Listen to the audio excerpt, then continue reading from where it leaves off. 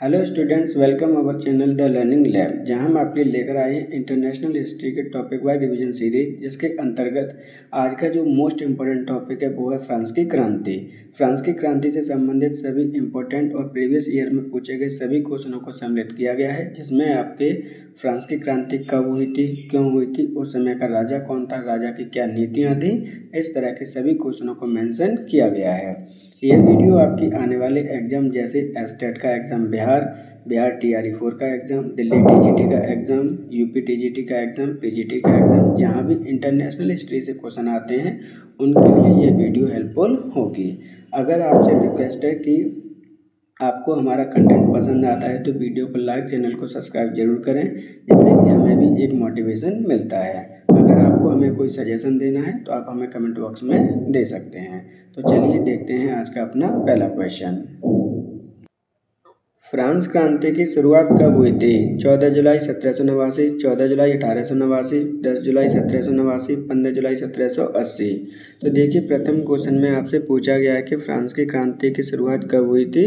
तो सही आंसर होगा ऑप्शन नंबर 1, 14 जुलाई 1789 ईस्वी को फ्रांस की क्रांति प्रारंभ हुई थी।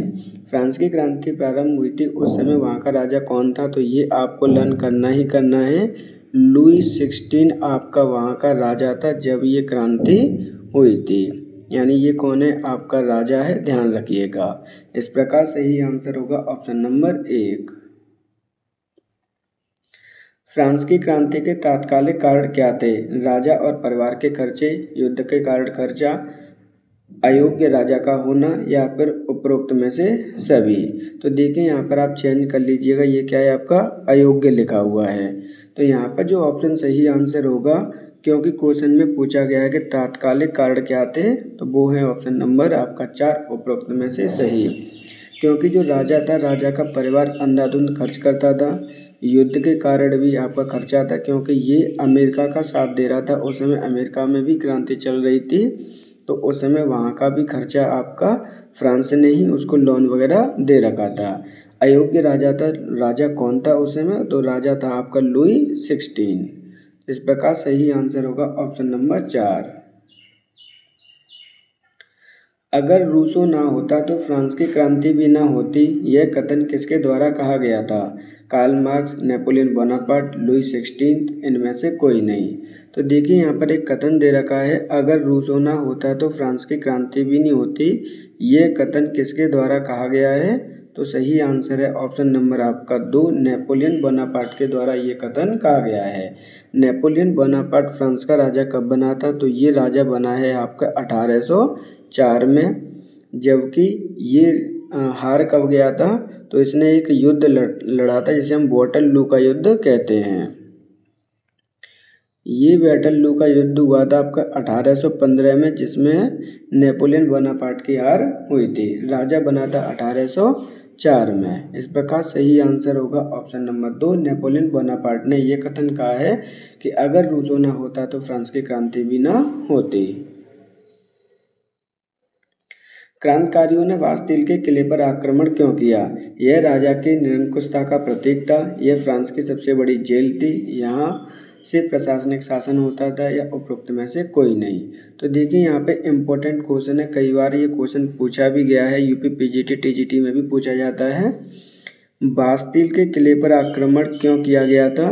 तो सही आंसर होगा ऑप्शन नंबर 1, यह राजा की निरंकुशता का प्रतीक था। अब ये आक्रमण कब किया गया था? तो ये आक्रमण किया गया था आपके 14 जुलाई 1789 को। उसी दिन से आपकी फ्रांस की क्रांति की शुरुआत मानी जाती है। सही आंसर है ऑप्शन नंबर आपका 1। फ्रांसीसी क्रांति का मुख्य कारण क्या थे? राजा का निरंकुश शासन, पाव रोटी की कीमत में वृद्धि, बेरोजगारी में वृद्धि, उपरोक्त में से सभी। तो देखिए, यहाँ पे क्या बोला गया है, फ्रांस क्रांति के मुख्य कारण क्या थे? तो सही आंसर होगा ऑप्शन नंबर आपका 4, उपरोक्त सभी। क्योंकि निरंकुश शासन था राजा का, पाव रोटी की कीमत में बहुत ज़्यादा वृद्धि हो गई थी, और बेरोजगारी में भी वृद्धि थी। इसलिए लोगों ने 14 जुलाई 1789 को बास्तिल के किले पर आक्रमण कर दिया। इस चीज़ को आपको याद रखना है। इम्पोर्टेंट है एक एक डेट आपकी, क्योंकि डायरेक्टली आपके यूपी टीजीटी पीजीटी डीएसएसबी चाहे आप टीआरई 4 का एग्जाम दे रहे हैं बिहार में, डायरेक्ट क्वेश्चन आपके यहाँ से पूछे जाते हैं। सही आंसर है ऑप्शन नंबर 4। स्वतंत्रता, समानता, बंधुता जैसी भावनाएं किस क्रांति से संबंधित हैं? फ्रांस क्रांति, अमेरिका क्रांति, रूसी क्रांति, जर्मनी का एकीकरण। तो देखिए यहाँ पे बात की जा रही है समानता, इक्वलिटी, स्वतंत्रता, फ्रीडम और फ्रेटर्निटी यानी बंधुता की भावना किस क्रांति से प्रेरित है या संबंधित है? तो सही आंसर है ऑप्शन नंबर आपका 1 फ्रांस की क्रांति से, क्योंकि ये जो स्वतंत्रता, समानता और बंधुता जैसे शब्द भारतीय संविधान में भी ग्रहण किए गए हैं, इन चीज़ों को भी आपको याद रखना है। सही आंसर होगा ऑप्शन नंबर 1 फ्रांस की क्रांति से संबंधित है स्वतंत्रता, समानता और बंधुता जैसे शब्द। मानव इस जगत में आज़ाद पैदा हुआ परंतु अब वह जंजीरों में जकड़ा हुआ है, यह कथन किसका है? Karl Marx, Rousseau, Montesquieu, John Locke. तो देखिए ये कथन भी एक यहाँ पे दे रखा है जिसमें ये कहा गया है कि मानव इस जगत में आज़ाद पैदा हुआ था लेकिन वह बंधनों की जंजीरों में जकड़ा हुआ है। तो यहाँ पे इम्पोर्टेंट हो जाता है कि ये स्टेटमेंट किसके द्वारा दिया गया है। स्टेटमेंट वाले क्वेश्चन काफ़ी क्वेश्चन आपके पूछे जाते हैं। सही आंसर होगा ऑप्शन नंबर आपका 2, रूसो के द्वारा ये स्टेटमेंट दिया गया है। रूसो की कौन सी पुस्तक है जिसमें ये स्टेटमेंट दे रखा है? तो आप पढ़ेंगे सोशल कॉन्ट्रैक्ट। कौन सी बुक है इनकी? सोशल कॉन्ट्रैक्ट आपकी इनकी बुक है जिसमें ये स्टेटमेंट दे रखा है कि मानव इस जगत में आज़ाद पैदा हुआ है लेकिन वह बंधनों की जंजीर में जकड़ा हुआ है। सही आंसर है ऑप्शन नंबर 2, रूसो। फ्रांसीसी क्रांति के समय वहाँ का राजा कौन था? लुई 16, लुई 15, लुई 14, इनमें से कोई नहीं। तो देखिए यहाँ पे आपसे पूछा गया है कि क्रांति के समय वहाँ का राजा कौन था? तो सही आंसर है ऑप्शन नंबर 1, लुई 16 के समय पर फ्रांस की क्रांति हुई थी। फ्रांस की क्रांति कब हुई थी? तो फ्रांस की क्रांति हुई है आपकी 14 जुलाई 1789 को। जो आपका लुई 16 है वो डायनेस्टी क्या थी इसकी, यानी किस राजवंश का ये राजा था? तो डायनेस्टी आपकी बुर्बो, क्या है आपकी? बुर्बो डायनेस्टी का राजा था जिसने ऑस्ट्रिया की राजकुमारी से शादी की थी। इस प्रकार सही आंसर होगा ऑप्शन नंबर 1, लुई 16। और लुई 16 कब से कब तक राजा रहा है ये भी देख लीजिए, क्योंकि यहाँ से पहले भी क्वेश्चन इस तरह के पूछे गए हैं।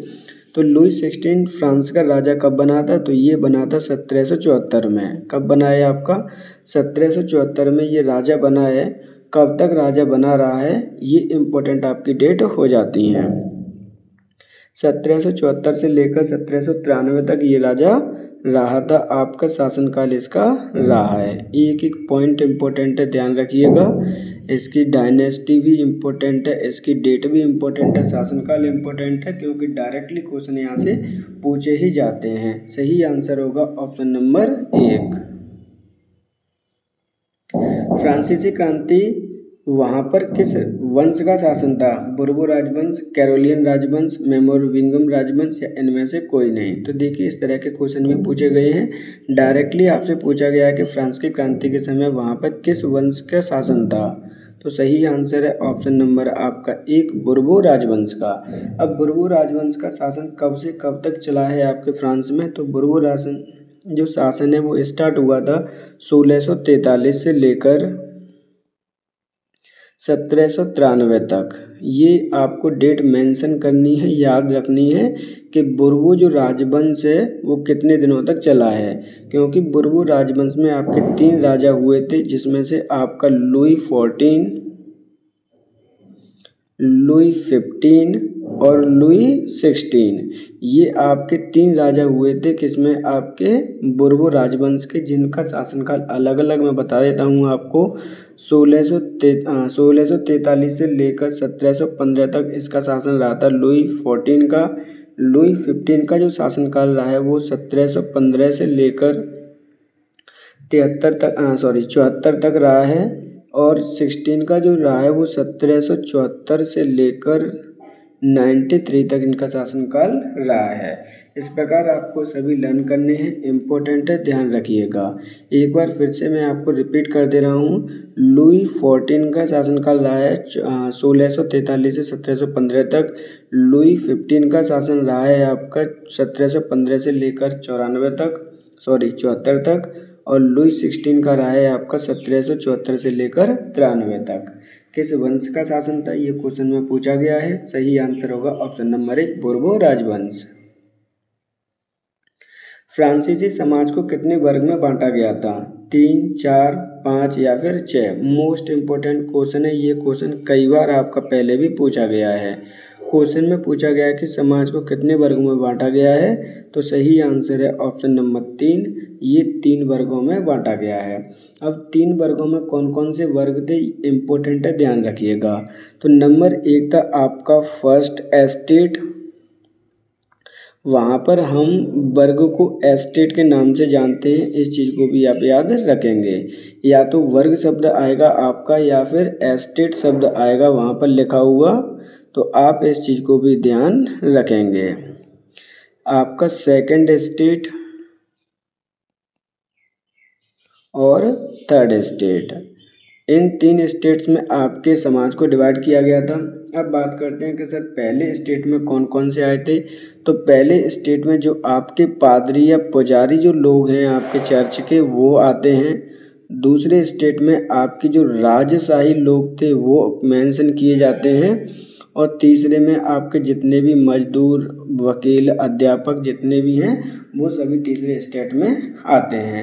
अर्थात 3 वर्गों में आपके समाज को बांटा गया था, पहला स्टेट, दूसरा स्टेट, तीसरा स्टेट। पहले में पुजारी या पादरी, दूसरे में आपके राजवंशी लोग, तीसरे में आपके जितने भी जनरल कैटेगरी के लोग हैं, चाहे वो मजदूर हों चाहे वो वकील हों, वो सभी थर्ड स्टेट में आते हैं। क्वेश्चन पूछा गया था कितने वर्गों में बांटा गया है, तो सही आंसर होगा ऑप्शन नंबर 3। वर्गों में विभाजित समाज किस व्यवस्था का अंग था, मध्यकालीन राज व्यवस्था का, मध्यकालीन सामंती व्यवस्था का, प्राचीन राजतंत्र व्यवस्था का, या इनमें से कोई नहीं? तो देखिए यहाँ पे बात की जा रही है कि जो वर्ग समाज विभाजित था आपका 3 भागों में, वो कौन सी व्यवस्था का अंग था। तो सही आंसर है ऑप्शन नंबर आपका 2, मध्यकालीन सामंती व्यवस्था का। अब जो वर्गों में समाज को बांटा गया था, कितने वर्गों में बांटा गया है, तो 3 वर्ग में बांटा गया है। पहला स्टेट, दूसरा स्टेट और तीसरा एस्टेट। ध्यान रखिएगा जो शब्द है वो आपका एस्टेट शब्द है, ना कि स्टेट शब्द है। तो इस चीज़ को आपको याद रखना है। सही आंसर है ऑप्शन नंबर 2। निम्नलिखित में से पादरी वर्ग को किस एस्टेट में रखा गया था, प्रथम एस्टेट, द्वितीय स्टेट, तीसरा स्टेट, या फिर इनमें से कोई नहीं? तो देखिए जो आपके पादरी वर्ग हैं, या फिर यहाँ पे जो पादरी शब्द की जगह पर अगर आपका पुजारी शब्द भी आता है तो भी आपका उसका शब्द का मीनिंग एक ही रहेगा।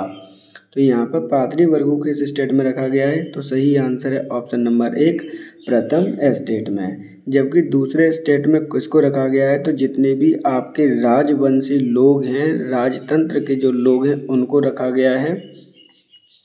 और तीसरे स्टेट में जितने भी आपके, चाहे वो किसान हों, वकील हों, मजदूर हों, अध्यापक हों, जितने भी आपके टैक्स पेयर थे, उन सभी को रखा गया था थर्ड स्टेट में। जो फ्रांस का समाज था 3 स्टेट में बटा हुआ था, प्रथम, द्वितीय और तृतीय में। प्रथम में पुजारी वर्ग जो चर्च का पुजारी है, द्वितीय स्टेट में जो राजवंशी लोग हैं, जो राजा के संबंधित लोग हैं, राजवंश के लोग हैं। थर्ड स्टेट में किसान, वकील, अध्यापक, जितने भी आपके मजदूर हैं, या फिर कह सकते हैं आप टैक्स पेयर हैं, जितने भी आपके टैक्स देने वाले हैं। सही आंसर है ऑप्शन नंबर 1। प्राचीन राजपद का प्रयोग किस समाज के लिए किया जाता है, 1789 से पहले के समाज के लिए, 1789 के बाद के समाज के लिए, 1792 के बाद के समाज के लिए, या इनमें से कोई नहीं?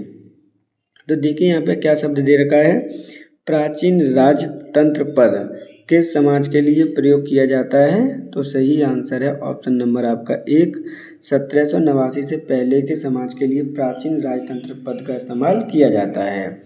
अब 87 जो, क्योंकि आपका ये जो एग्जैक्ट डेट मान के चलेंगे वो है आपकी 14 जुलाई 1789, क्योंकि इसी दिन आपकी फ्रांस की क्रांति का आरंभ हुआ था। इससे जो पहले का जितना भी शासन था वो प्राचीन राजतंत्र पद का शासन था। टाइथ या टीते क्या था? धार्मिक कर, प्रत्यक्ष कर, अप्रत्यक्ष कर या फिर कृषि कर। तो देखिए यहाँ पे आपसे बात की जा रही कि जो टाइथ है वो क्या था। इम्पोर्टेंट ये इसलिए है क्योंकि ये आपका क्वेश्चन TRE 3 में क्वेश्चन पूछा गया था, जो पेपर आपका लीक हो चुका है। बिहार में जो आपकी TRE 3 एग्जाम हुआ था उसमें ये क्वेश्चन पूछा गया था। तो टाइथ क्या है आपका? एक धार्मिक कर है। क्या है आपका? एक धार्मिक कर है जो किसके द्वारा लगाया जाता है? तो ये लगाया जाता है आपका चर्च के द्वारा। और चर्च के द्वारा लगाया गया कर कितने % का होता है? तो ये होता है आपकी कमाई का 10% कर। कितना है आपका? 10% टैक्स है आपका, जो कि चर्च के द्वारा लगाया जाता है, इसलिए हम इसे टीते या फिर धार्मिक कर कहते हैं। सही आंसर होगा ऑप्शन नंबर 1। लिब्रे किस देश की मुद्रा थी? फ्रांस, अमेरिका, रूस या फिर जर्मनी। तो देखिए यहाँ पे आपसे पूछी जा रही है कि लिब्रे किस देश की मुद्रा थी। हो सकता है डायरेक्ट क्वेश्चन पूछ ले कि लिब्रे क्या है, तो सही आंसर होगा ऑप्शन नंबर 1, फ्रांस की मुद्रा थी आपकी उस समय की लिब्रे। स्वतंत्रता, समान नियम तथा समान अवसरों के विचार की परिकल्पना किनके द्वारा की गई थी? जॉन लॉक, जिया लॉक, रूसो या दांते या कार्ल मार्क्स या उपरोक्त सभी। तो देखिए एक सिद्धांत आपको दे रखा है, स्वतंत्रता, समान नियम और समान अवसरों के विचार की परिकल्पना किनके द्वारा की गई है? तो सही आंसर है ऑप्शन नंबर 1, जॉन लॉक, जियान लॉक और रूसो के द्वारा ये परिकल्पना की गई है। और ये क्वेश्चन आपका TRE 1 में पूछा गया था। TRE 3 में ये क्वेश्चन आपका पूछा गया था, जो कि वैकेंसी का जो पेपर था वो लीक हुआ था आपका, उसमें ये क्वेश्चन पूछा गया था, ध्यान रखिएगा। और उसमें ये आंसर था John Locke, John Jock, Rousseau, वही आपका सही आंसर माना गया था। इस प्रकार जो सही आंसर होगा ऑप्शन नंबर 1 होगा।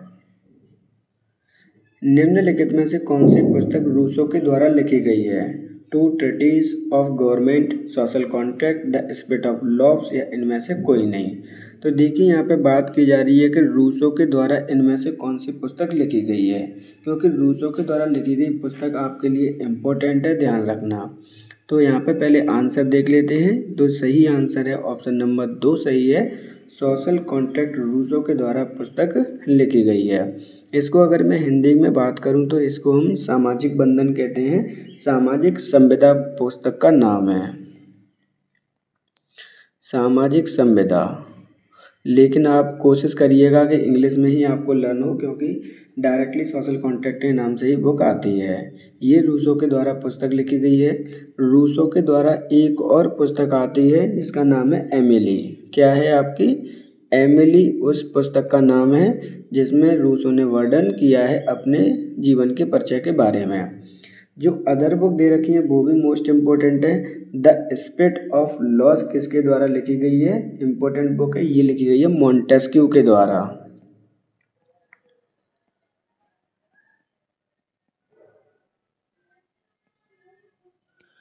द ट्रूटीज ऑफ गवर्नमेंट, ये पुस्तक किसके द्वारा लिखी गई है? तो ये लिखी गई है वॉल्टियर के द्वारा। ये जो तीनों आपके राइटर हैं, आपको लर्न रहने चाहिए, ध्यान रखिएगा। मैं फिर से रिपीट कर दे रहा हूँ।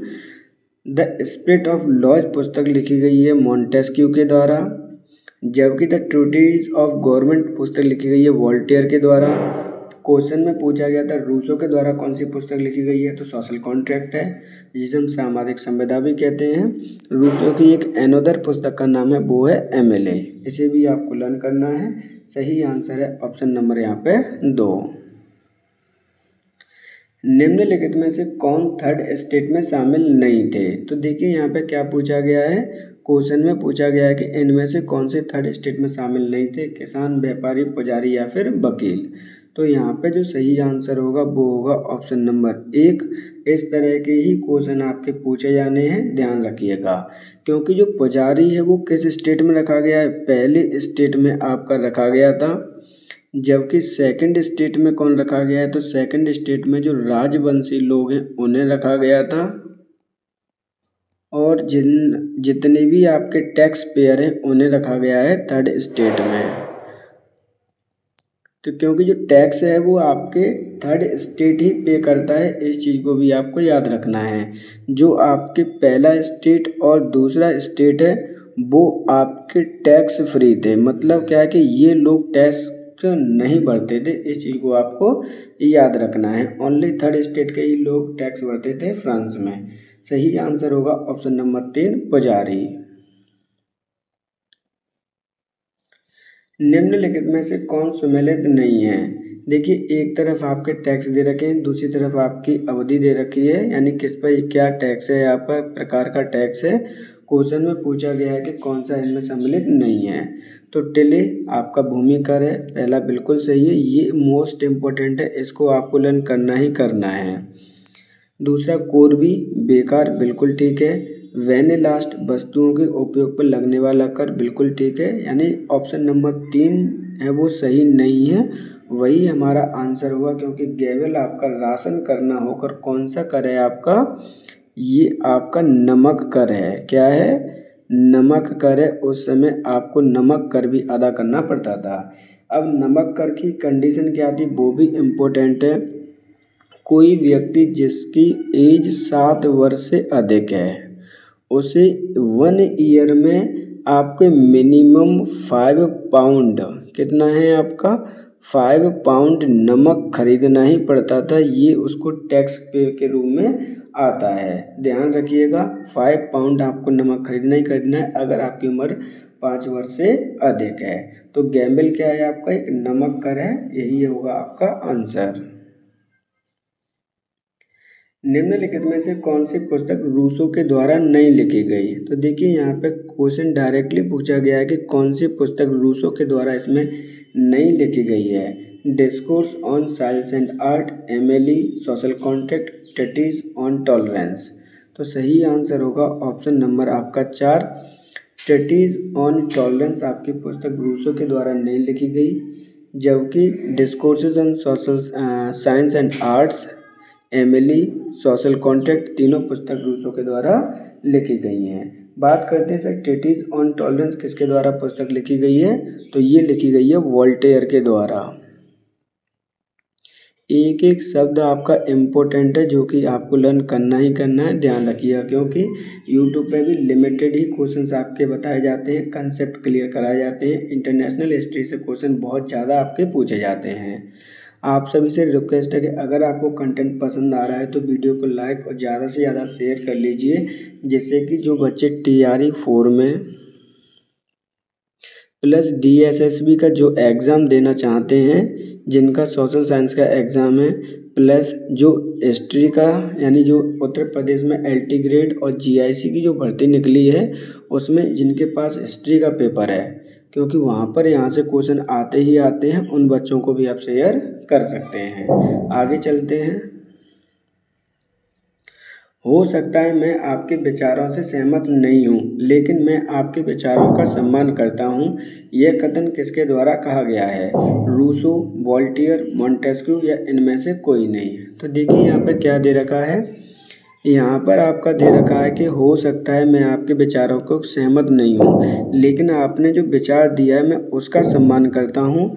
ये कथन किसके द्वारा कहा गया है, तो ये कथन कहा गया है आपके वोल्टेयर के द्वारा। सही आंसर है ऑप्शन नंबर आपका 2। वोल्टेयर के जो विचार हैं उन्होंने किस किस के बारे में बात की गई थी, क्योंकि उनके विचार थे कि कोई भी व्यक्ति है उसे अभिव्यक्ति की आज़ादी मिलनी चाहिए। क्या है आपकी, कि उसे अपने विचार रखने की आज़ादी मिलनी चाहिए, वो इसका अपना सपोर्टिव था। तो सही आंसर होगा option number 2। The spirit of laws पुस्तक के लेखक कौन है या किसके द्वारा लिखी गई है, रूसो, मॉन्टेस्क्यू, जॉन लॉक या कार्ल मार्क्स। तो देखिए यहाँ पे पूछा गया है द स्पिरिट ऑफ लॉज। इसको अगर मैं हिंदी में बात करूँ तो इसे कहते हैं कानून की आत्मा। क्या कहते हैं? कानून की आत्मा पुस्तक किसके द्वारा आपकी लिखी गई है? तो सही आंसर होगा ऑप्शन नंबर आपका यहाँ पे 2, मोंटेस्क्यू के द्वारा पुस्तक लिखी गई है the spirit of laws. Important है, ध्यान रखिएगा, कानून की आत्मा। अब इस पुस्तक में क्या क्या बताया गया है वो मोस्ट ज़्यादा इम्पोर्टेंट है। इस पुस्तक में बताया गया है कि जो आपकी शक्ति है उसका पृथक्करण होना चाहिए, डिस्ट्रीब्यूशन ऑफ पावर होना चाहिए, शक्तियों का पृथक्करण होना चाहिए। देखिए जब इस तरह की चीज़ें आप पढ़ते हैं तो इम्पोर्टेंट हो जाता है कि जो चीज़ें आपको बताई जा रही हैं उसको ध्यान से सुनना, क्योंकि वहाँ से भी क्वेश्चन आपके पूछे जाते हैं। शक्तियों के पृथक्करण से क्या संबंधित है कि आपकी विधायिका अलग होनी चाहिए। ये क्वेश्चन आपका डायरेक्टली पूछ लिया जाता है कि विधायिका, कार्यपालिका और न्यायपालिका के बारे में कौन वर्णन करता है, तो वो वर्णन करता है आपका मोंटेस्क्यू। ये चीज़ आपको याद रखनी है। तो इस प्रकार जो सही आंसर होगा वो होगा option number 2, the spirit of laws यानी शक्ति का पृथक्करण वाली पुस्तक किसके द्वारा लिखी गई है? मोंटेस्क्यू के द्वारा लिखी गई है, जिसमें विधायिका, कार्यपालिका और न्यायपालिका के बारे में वर्णन किया गया है। 5 मई 1789 को एस्टेट जनरल की बैठक कहाँ हुई थी? वर्साई के महल में, वास्तिल के महल में, पेरिस के महल में या उपरोक्त में से कोई नहीं।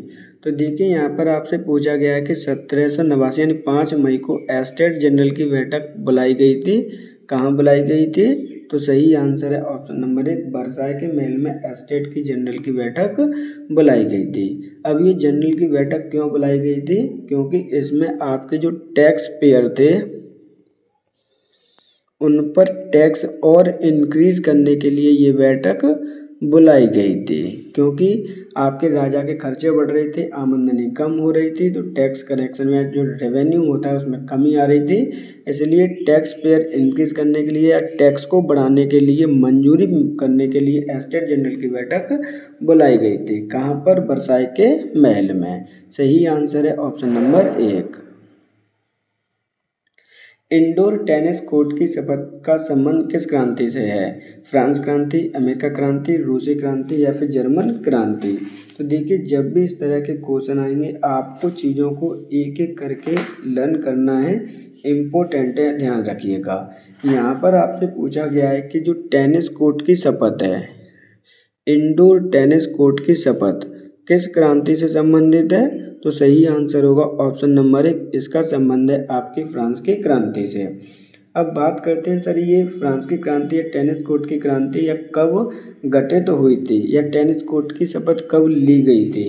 तो ये जो टेनिस कोर्ट की घटना हुई है वो हुई है आपकी 20 जून 1789 को। इम्पोर्टेंट है, ध्यान रखना।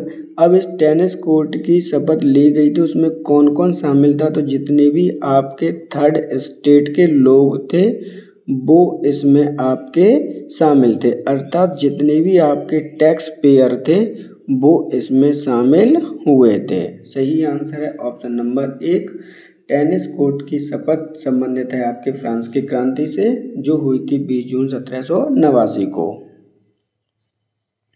नेशनल असेंबली का प्रतिनिधित्व किसने किया था? मोराबियो, आवेसीय, दोनों या उपरोक्त में से कोई नहीं। तो देखिए यहाँ पर बात करते हैं नेशनल असेंबली का प्रतिनिधित्व किसने किया था? तो सही आंसर है ऑप्शन नंबर 3, उपरोक्त में से दोनों, क्योंकि मोराबियो और आवेसीय दोनों ने ही नेतृत्व किया था आपकी नेशनल असेंबली का। लेकिन कभी कभी क्वेश्चन आपसे पूछ लिए जाते हैं कि ये कौन थे? तो मोराबियो कौन था? एक राजवंशी यानी उच्च कुल का व्यक्ति था। क्या था आपका? उच्च कुलीन व्यक्ति था, ये बात आपको ध्यान रखनी है। दूसरा, आवेसी कौन था? तो आवेसी आपका एक पादरी वर्ग का व्यक्ति था। क्या था? आपके पादरी वर्ग का व्यक्ति था। ध्यान से देखिए, लेकिन इन दोनों में कोई भी टैक्स पेयर नहीं कर रहा था, फिर भी ये लोग आपस में कह सकते हैं कि प्रतिनिधित्व कर रहे थे। ये क्योंकि ये लोग कहते थे कि असमानता लेकर आनी है, ये जो टैक्स से छूट मिली है इनको नहीं मिलनी चाहिए, क्योंकि ये सोशलिस्टिक व्यक्ति थे, आगे की सोचने वाले व्यक्ति थे। नेशनल असेंबली के लोग कौन थे, तो उसमें सब के सब आपके थर्ड स्टेट के लोग थे। इस चीज़ को भी आपको याद रखना है। इनका प्रतिनिधित्व किया गया था मेराबे और सीए के द्वारा, जो कि एक व्यक्ति उच्च कुलीन का वर्ग है, दूसरा पादरी वर्ग का है, लेकिन फिर भी वो, क्योंकि ये व्यक्ति क्या है कि असमानता के विरोध में थे कि एक ही आपका स्टेट या एक ही वर्ग के लोग टैक्स पे क्यों करें, सभी लोग क्यों नहीं करेंगे। सही आंसर है ऑप्शन नंबर 3। मेराबियों का संबंध किस वर्ग से था, प्रथम स्टेट, द्वितीय स्टेट, तृतीय स्टेट या इनमें से कोई नहीं। तो मैंने पहले ही बताया आपको कि मेराबे कौन था, उच्च कुलीन वर्ग का व्यक्ति है, और उच्च कुलीन वर्ग किस में आएगा, उच्च कुलीन वर्ग आएगा आपका द्वितीय स्टेट में। इम्पोर्टेंट है, ध्यान रखिएगा। यहाँ पे ध्यान रखना है कि सेकंड स्टेट में जितने भी राजवंशी लोग हैं, उच्च कुल के जो लोग हैं वो आते हैं। प्रथम स्टेट में जो पादरी है वो आएगा, यानी जो आवेशीय है वो आपका इसी में आएगा, जो कि प्रतिनिधित्व में शामिल है। जबकि थर्ड स्टेट में जो कि नेशनल असेंबली के जितने भी लोग हैं वो इसमें ही आपके आएंगे,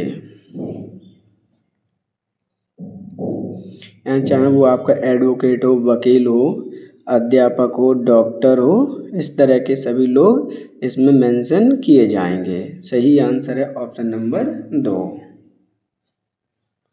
नेशनल असेंबली को मान्यता कब मिली, 4 अगस्त 1789, 3 अगस्त 1790, 5 अगस्त 1790, 6 अगस्त 1791। तो देखिए यहाँ पे बात की जा रही है कि नेशनल असेंबली को कब मान्यता मिली थी।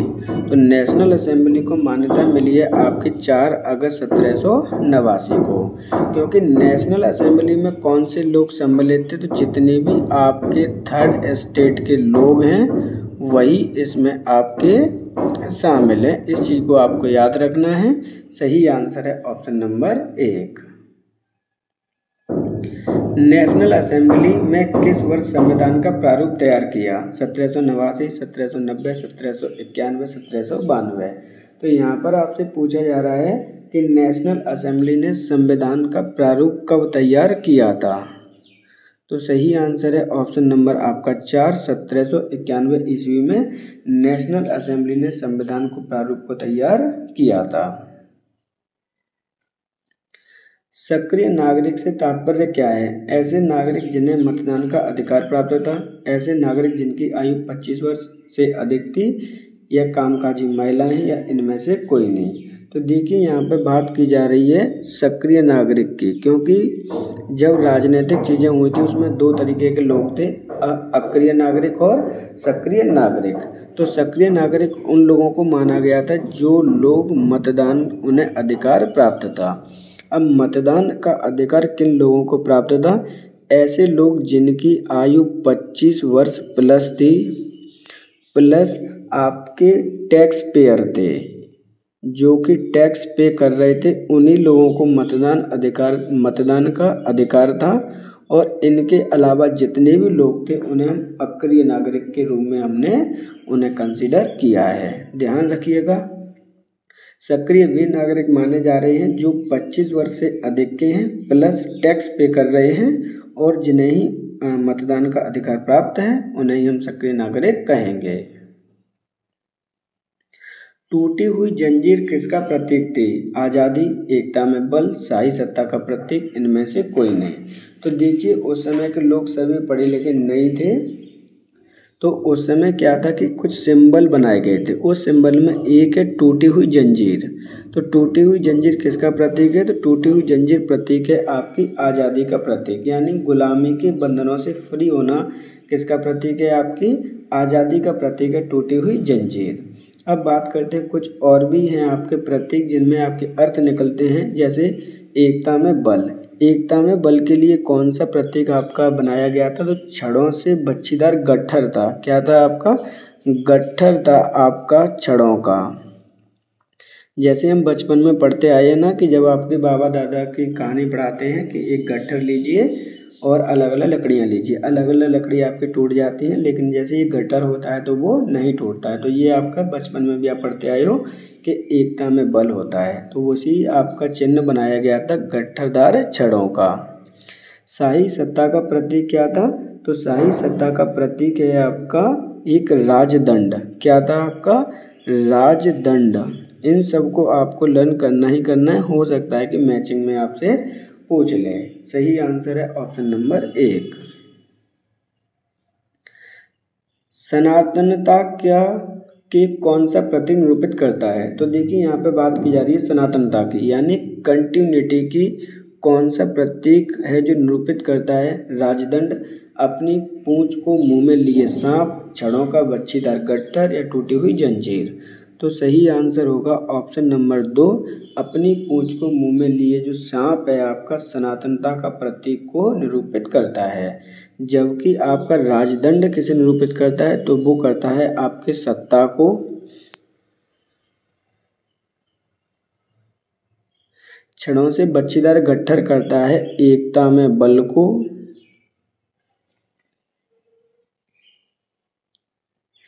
और टूटी हुई जंजीर करता है आपकी फ्रीडम को, यानी आज़ादी को। तो ये चीज़ें भी आपको लर्न करनी है। सही आंसर होगा ऑप्शन नंबर 2। डैनो वाली स्त्री किसे निरूपित करती है? कानून का मानवीय रूप, फ्रांस के राष्ट्रीय रंग, कानून सबके लिए समान है, स्वतंत्रता का प्रतीक। तो देखिए यहाँ पे डैनो वाली स्त्री अर्थात जो उसमें एक स्त्री है निरूपित की गई है, उसके पंख हैं, वो किसे निरूपित करती है? ये क्वेश्चन पूछा गया है।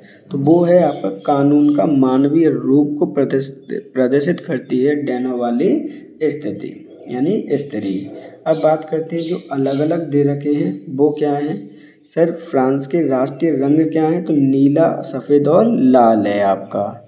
कॉम्बिनेशन आपका आता ही आता है, ध्यान रखिएगा। नीला है आपका, सफ़ेद और लाल।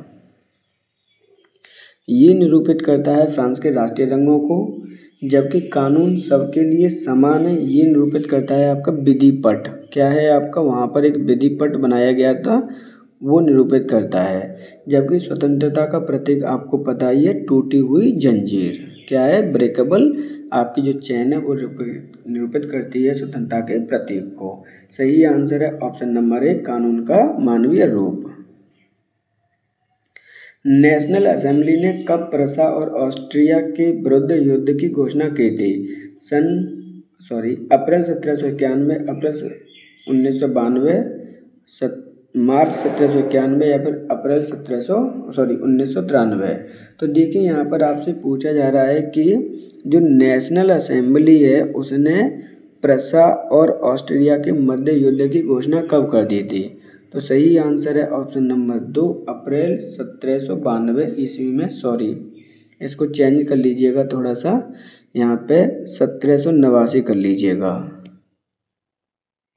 तो सही आंसर होगा ऑप्शन नंबर 2, अप्रैल 1792 में नेशनल असेंबली ने घोषणा कर दी थी प्रूसिया और ऑस्ट्रिया के मध्य युद्ध की घोषणा। मार्शली सॉन्ग किस देश का राष्ट्रीय गान है? रूस, फ्रांस, जर्मनी या फिर इटली। तो देखिए यहाँ पे एक मार्शली सॉन्ग है आपका जिसे देश का राष्ट्रीय गान बताया गया है। सही आंसर है ऑप्शन नंबर 2, फ्रांस का। अब बात करते हैं सर ये मार्शली सॉन्ग क्या है? तो मार्शली सॉन्ग जब आपकी आज़ादी की लड़ाई लड़ रही जा रही थी, यानी 14 जुलाई 1789 के बाद में लोग बड़ी बड़ी रैलियाँ निकाल रहे थे, उस समय इस सॉन्ग को गाया जाता था। इसलिए प्रत्येक 14 जुलाई को आपके स्वतंत्रता दिवस मनाते हैं, आपके इंडिपेंडेंट डे मनाते हैं, राजतंत्र से फ्री होना डे मनाते हैं फ्रांस के लोग। उस समय मार्शली सॉन्ग भी गाया जाता है। सही आंसर है ऑप्शन नंबर आपका 2। किस वर्ष फ्रांस को गणतंत्र घोषित किया गया? 21 सितंबर 1791, 21 सितंबर 1792, 20 सितंबर 1791, 23 सितंबर 1793। तो देखिए यहाँ पे बात की जा रही है कि पहले जो राजतंत्र था अब गणतंत्र घोषित कब किया गया था फ्रांस को? मोस्ट इम्पोर्टेंट क्वेश्चन है आपका।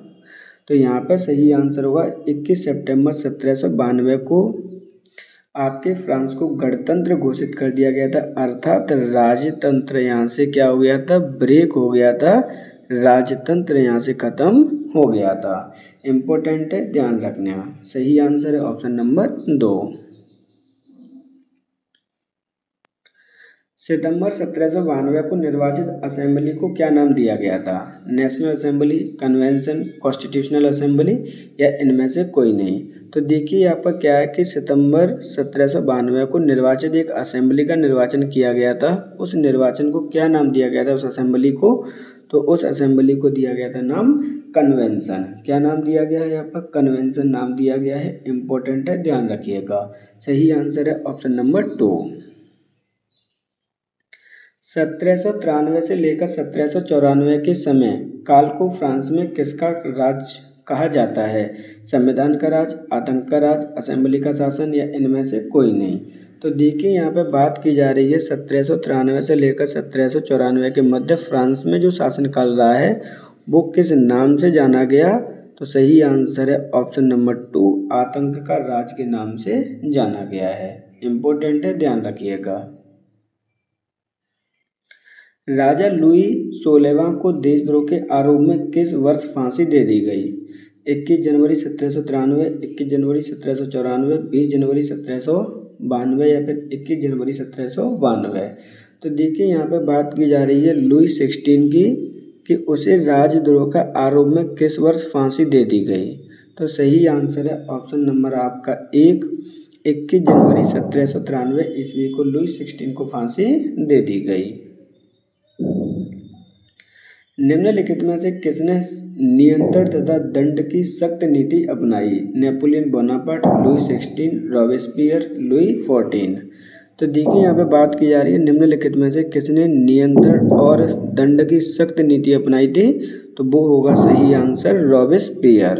रॉबेस्पियर ने ये नीति अपनाई थी। इसका शासनकाल कब से कब तक चला था? तो ये शासनकाल चला था 1793 से लेकर 1794 तक, जिसके शासनकाल को आतंक का राज कहा गया था।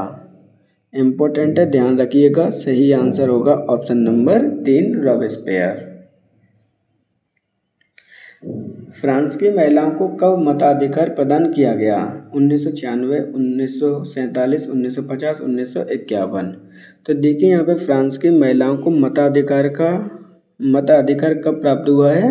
तो सही आंसर होगा 1996 ईस्वी को महिलाओं को वोट देने का अधिकार मिला था। जबकि फ्रांस में आपकी जो क्रांति हुई है वो 14 जुलाई 1789 को हुई है।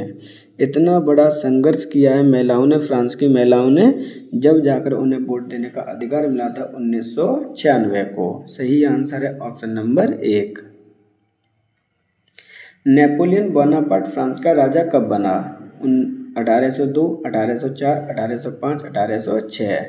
तो देखिए नेपोलियन बोनापार्ट की बात की जा रही है जब फ्रांस का राजा कब बना था, क्वेश्चन पूछा गया है। सही आंसर है ऑप्शन नंबर 2, 1804 में नेपोलियन बोनापार्ट फ्रांस का राजा बना था। ध्यान रखिएगा, एक इसके बारे में कहा जाता है कि फ्रांस का जो राज मुकुट है उसने तलवार के बल पर प्राप्त किया है, ऐसा इसके बारे में स्टेटमेंट दिया जाता है। सही आंसर है option number 2। Napoleon Bonaparte Waterloo के युद्ध में कब मारा गया? 1812, 1814, 1815, 1816। इम्पोर्टेंट है, ध्यान रखिएगा, क्योंकि ये क्वेश्चन कई बार रिपीट हुआ है कि वाटरलू का युद्ध कब हुआ था या फिर नेपोलियन बोनापार्ट वाटरलू के युद्ध में कब मारा गया था। तो सही आंसर है ऑप्शन नंबर आपका 3, 1815 में नेपोलियन बोनापार्ट वाटरलू के युद्ध में मारा गया था। अंतिम रूप से फ्रांस में दास प्रथा का उन्मूलन कब किया गया? 1789, 1805, 1815 या 1848।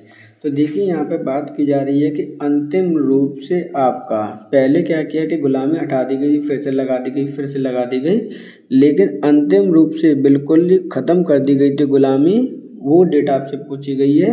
तो सही आंसर है ऑप्शन नंबर 4, 1848 में आपकी फ्रांस में से दास प्रथा का उन्मूलन कर दिया गया था। जैकोबिन क्लब में मुख्यतः कौन लोग शामिल थे? पादरी वर्ग, राजशाही वर्ग, समाज के कम वेतन वाले लोग या उपरोक्त में से सभी। तो देखिए यहाँ पे बात की जा रही है कि जैकोबिन क्लब मुख्यतः कौन से लोग इसमें शामिल थे। तो सही आंसर होगा ऑप्शन नंबर आपका यहाँ पे 3, समाज के कम वेतन वाले लोग ही शामिल थे आपके जैकोबिन क्लब में।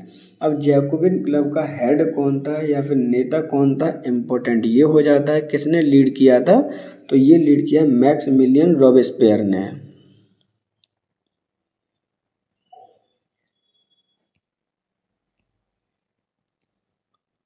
इम्पोर्टेंट है, ध्यान रखिएगा।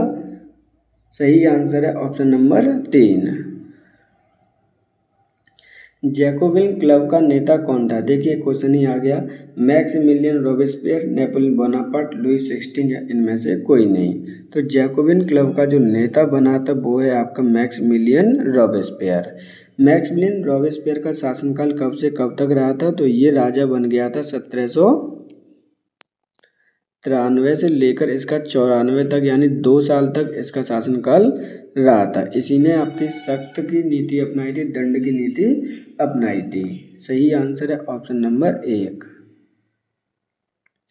मैक्सिमिलियन रॉबेस्पियर को न्यायालय ने गिरफ्तार कर कब गिलोटिन पर चढ़ा दिया गया।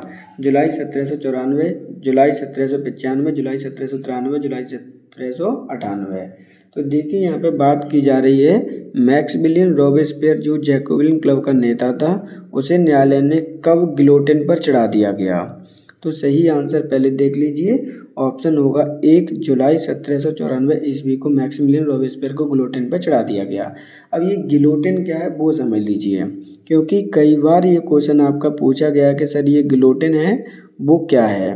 तो अक्सर करके आपने मूवी वगैरह में देखा ही होगा, ये गिलोटिन आपकी एक मशीन थी जिसमें इस तरह से आपकी मशीन बनी होती है और उसमें एक आरा लगा होता है। क्या लगा होता है, आरा लगा होता है, और यहाँ पे व्यक्ति को लिटा दिया जाता है और ये आरे से उसकी गर्दन काट दी जाती है।